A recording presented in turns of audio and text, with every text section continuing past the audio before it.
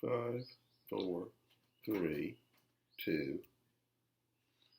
Chapter 3 is entitled Betty and is devoted to my courtship and marriage, 1948 to 51.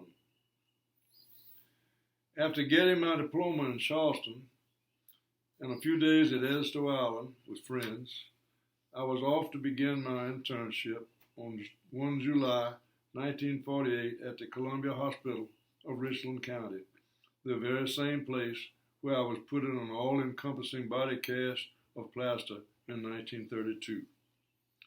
My courtship of a beautiful recent Winthrop College graduate had dissolved just after medical school. It had lasted less than a year and was carried on at long distance, she in Rock Hill and me in Charleston. My friends must have thought I needed a new lady in my life. So Sybil and Haskell Johnson, a longtime boyhood friend from Johnston, introduced me to Betty Cody on a blind date. The four of us went up to a place called Adams Camp on Lake Murray, where there was food and a jukebox. We got supper and rode around on the lake and, I thought, had a good time. So good for me that I called the beautiful Miss Cody the next week for a date. She asked, "Who is this?" I said, "Jim." She asked, "Jim who?" And we didn't see each other again for the better part of a year. Betty was a very busy girl working at the state newspaper, as well as being quite popular with an active social life that kept her hopping. I was heavily involved with my internship, which meant long work days and nights. I lived at the intern quarters on the hospital grounds. I did not have a car, so was dependent on friends for transportation. My work absorbed me. Good friends and colleagues were Charlie Cruz and C.A. Dufford, among others. When the year of internship ended, I stayed on for a year of residency in internal medicine. Dr. Izza Josie was a brilliant internist who took a special interest in me and from whom I learned a lot. Sometime during the second year, Betty re-entered my life through mutual friends, and I realized what I had been missing. We were a year older now and more mature. She was very beautiful and smart and single-minded. We had fun together. We lived in a duplex. She lived in a duplex on Crestwood Drive, and her phone number was Alpine 22974.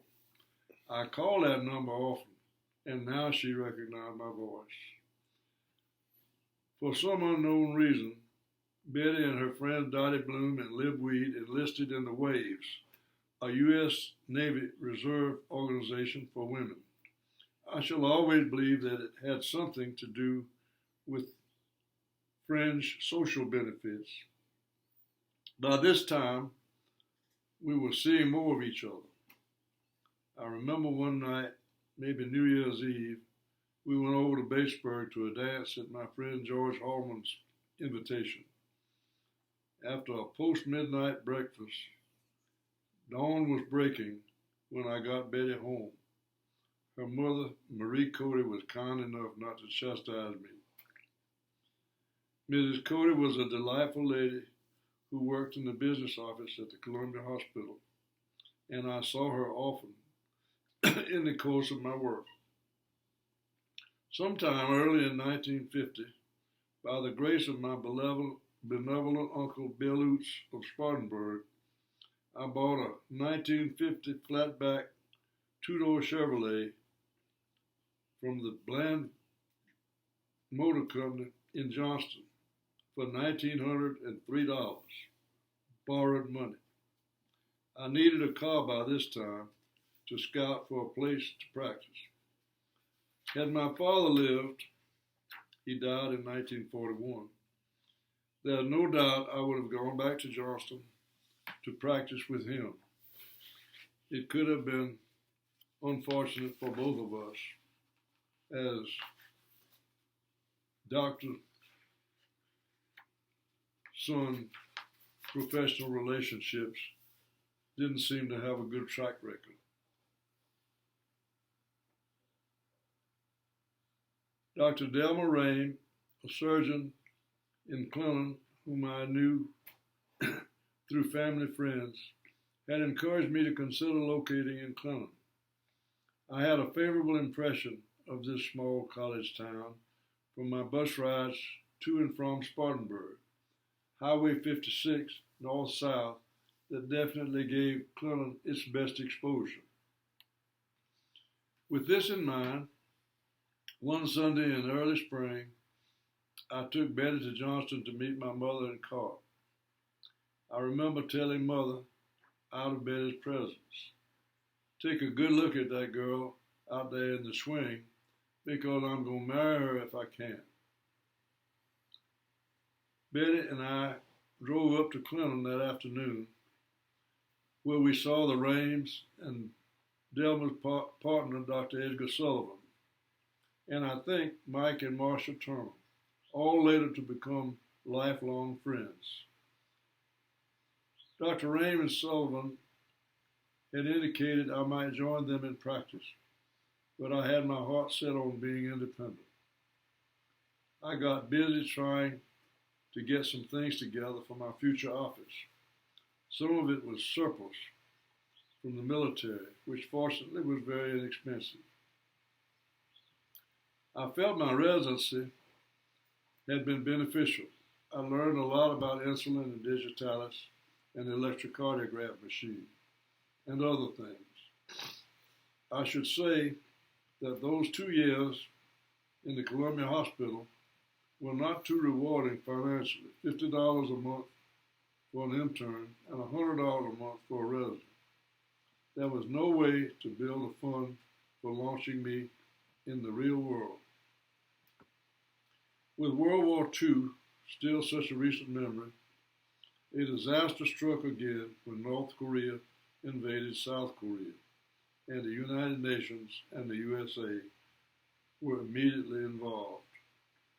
We were at war again. This development clouded any of my beginnings in Clinton. I was pretty sure I would become involved in it if things worsened, and of course they did. Although I was pretty much zeroed in on Betty at the time, I don't think I was the only fish in her pond. In spite of world events, I nevertheless bought some inexpensive furniture for my waiting room and set up my office on the ground floor of a vacant 2-story house on South Broad Street in Clinton, next door to the Baptist Church. Meals were taken at the Clinton Hotel. A very colorful lady, Marie Camp, was in charge of the kitchen. A landmark event that year was the first running of the Darlington 500 stock car race. Our living quarters were a back room and bath in a very nice 2-story brick home occupied by an elderly widow. It was also located on South Broad Street on the other side of the Baptist Church to become many years later the Baptist Parsonage, and across the street from a beautiful campus of Thoma Home for Children. Needless to say, I was not very busy. Drs. Rain and Sullivan helped me as much as they could. My friend C.A. Duffett had just opened his pediatrics in Newberry. We chatted on the phone, stay available for any possible patients. I managed to get to Columbia occasionally to see Betty. In October, armed with an engagement ring, I called her to see if I could come down that Saturday night, to which she answered, "Let me call you back." It was evident that her social life remained quite active aside from me, but her callback was favorable, thank goodness. And I was off to Columbia for the most momentous night of my life. We went to a restaurant out on the Camden Highway, and I popped the question and brandished the ring, and her answer was yes. We were married at the First Baptist Church in Columbia, by Dr. Naylor on the 2nd of December 1950. My best man was Ben Boatwright, a longtime family friend from Johnston. I had been his best man in 1943, subbing for his brother, who was in the army in North Korea, in North Africa. Betty and I honeymooned in Gatlinburg, Tennessee, definitely out of season. I think we closed down the Greystone Hotel. We drove over to Knoxville to get spirits and found we had to drive 20 miles further to Oak Ridge to find a package store. Everywhere we went, Patty Page was singing the Tennessee Waltz on the jukebox or radio. It became our favorite song for a long time. After a few days, we drove back to Asheville for a night at the Battery Park Hotel. The event was spent dining and dancing at the old Heidelberg Inn. Then came the 2-hour drive back to Cleveland and the real world of married life. On arrival, we found Dr. Rame and his young son Rick trying to start a fire in the bulky fireplace of a rented home on Walnut Street, just 3 doors down from the Rames, Henrietta and Delma. The house had become available when Colonel Wingard was called back to active duty in the Army. Fortunately, the house was furnished. Betty got started on her cooking skills, which were amazing, and somewhat wasted on my simple tastes. When her brother Lee came to visit, his suitcase was packed with groceries sent by Miss Cody. Betty and I shared one car, which meant she didn't have it very much, because of the necessity for my being available to whoever might call me, not many. The people in Clinton were wonderful to us. Henry Rame saw that Betty met many new friends. An embarrassing calamity occurred when our rental bed collapsed one night, and I sheepishly had to take it to a local artisan for repair. There was another notable failure in our rented house. One day, while talking in the yard with our across-the-street neighbor, an elderly doctor, Betty mentioned our broken hot water heater. He implored her to come over to use his shower at any time. When Betty appeared at his door in her bathrobe the next morning and was confronted by the doctor's wife, who did not know about her husband's kind offer, there were some very tense moments. As time went on, I began to see a few patients. You never forget those who show faith and trust in you when you are a newcomer. That first year, there were only 6 physicians in Clinton, and Dr. Rame proposed trying to have me deferred for military service, but I discouraged his efforts. I felt strongly about the break I had gotten during World War II while attending medical school. I felt I owed something to my contemporaries who had been on hazardous duty all over the world. So in June, after scarcely a year in Clinton, we pulled up stakes. I was commissioned as a first lieutenant in the United States Army Medical Corps at Fort Jackson. My first duty station was at the Medical Field Service School in Fort Sam Houston in San Antonio, Texas. Betty and I set out in our unair-conditioned Chevy on a very hot July day, winding up in the late afternoon in Mobile, Alabama, where we were turned down for a room at the Admiral Sims Hotel. I think the desk clerk thought we were up to no good.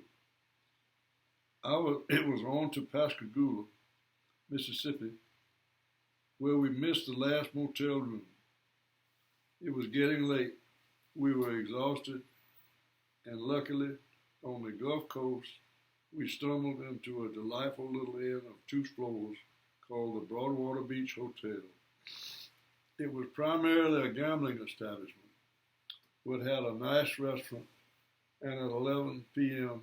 the most beautiful bedroom I had ever seen. That little inn is now a grand 20-story resort hotel, complete with a golf course. Next stop was a night in New Orleans. Betty had been there before and thought I should order pompano in a paper bag. On the way to Houston on another torrid day, we stopped at a roadhouse for lunch. Betty ordered shrimp, of all things, and was surprised to discover they came out of a can. Shrimp in a can, she said, affronted. And I thought to myself, well, what do you expect? It's Texas. At long last, we arrived in San Antonio, in the Hispanic part of town, and thought we were in Mexico. We got an upstairs apartment in town, which was tiny, but who cares? It was unbearably hot. While I was learning to be an Army medic, Betty took advantage of the swanky officers club and pool. A lot of the Army brass retired at Fort Sam. There were hundreds of young doctors from all over the country in my class at the field service school, and from all ethnic groups. It was my first experience of eating at table with African Americans. One must remember that South Carolina and the rest of the Deep South was segregated in those days and very preferential to Caucasians. My only prior military training was a single semester of ROTC at Wofford College, but I was thankful for that. The Army gave me a crash course in map reading, largely wasted on me. They asked us where we'd like to be assigned. I opted for Alaska or Europe, but of course the majority of us were headed for the Far East Command. At the end of school, Betty and I headed back to South Carolina, deciding to drive at night to beat the heat and sleep during the day. When we stopped at Vicksburg in the morning, the motel man looked suspiciously at me. I told him if he thought we were shacking up, to just come out and look at my overloaded car. No questions were asked. After a short furlough at home, it was off by air to California. Betty, my mother, Cart, my sister Margaret, and her husband Ernest came to Augusta to see me off. We landed at San Francisco, then on to Camp Stoneman for 3 days, then to Travis Air Force Base for military air transport to Japan and Camp Drake Replacement Center, via stopovers at Honolulu and Wake Island. As luck would have it, I ran into my dear friend and colleague Charlie Cruz at Camp Drake. He was headed to Okinawa.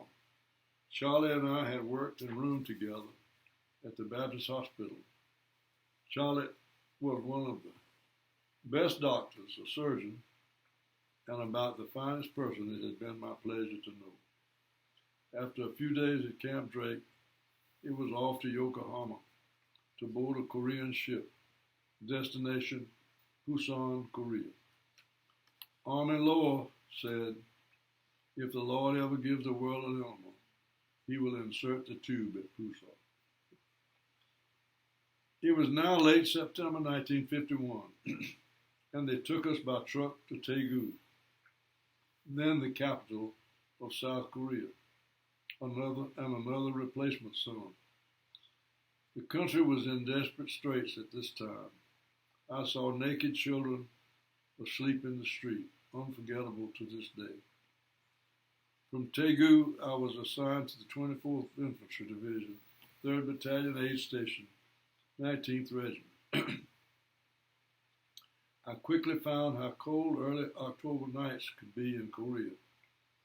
I was issued a sleeping bag filled with iodine and I doubted its ability to keep a cold-natured person like myself warm. I was to learn that if you zipped it up and jammed your face against the small opening provided, your body heat will take care of the rest. Live and learn. To bear out the fact that it's a small world, my good friend and medical school classmate Gene Thomason from Fountain Inn, South Carolina, was at the neighboring 1st Battalion Aid Station. The next 4 months would be filled with experiences and personalities forever in my memory. Leaving Betty was the hardest part. During my time overseas, Betty would return to her work at the state paper in Columbia and moved home with her mother on Crestwood Drive. But our year together had shown her resilience and her ability to make a life in a new home with an impecunious doctor struggling to make a living, not to mention the uncertainty of impending army service. She became a remarkable homemaker and my devoted supporter. When the time had come for the sojourn in Texas, she had risen to the occasion. We had had a good start, and the long separation we faced was tempered by the firm belief that our love would survive the challenge of being apart.